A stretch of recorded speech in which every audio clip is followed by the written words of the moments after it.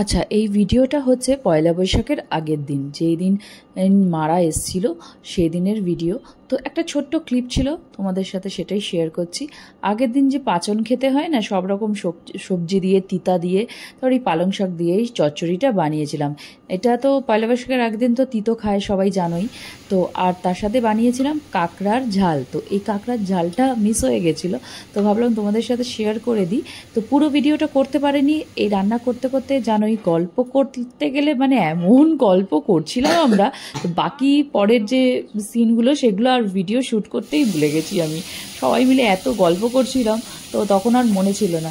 তো এই কাঁকড়ার ঝাল বানাচ্ছি। তো কাঁকড়াটাকে ভালো করে বাজার থেকেই কেটে নিয়ে এসেছিলো, ভালো করে ধুয়ে নুন হলুদ দিয়ে ভালো করে ভেজে নিয়েছি। তারপরে আর কি ভালো করে তারপরে সব রকম মশলা কষিয়ে নিয়ে তার মধ্যে কাঁকড়াগুলো, ভাজা কাঁকড়াগুলো এর মধ্যে দিয়ে ভালো করে নেড়ে চেড়ে নিলেই আমাদের কাঁকড়ার ঝাল রেডি। তো কাঁকড়া অনেক দিন পর কাঁকড়া খেলাম, তো খুব ভালো হয়েছিল। তো আর কি সবাই মিলে এই যে গল্প করতে বসেছি, তারপরে যে ভিডিওটা যে শ্যুট করব সেটা করতেই ভুলে গেছি। তো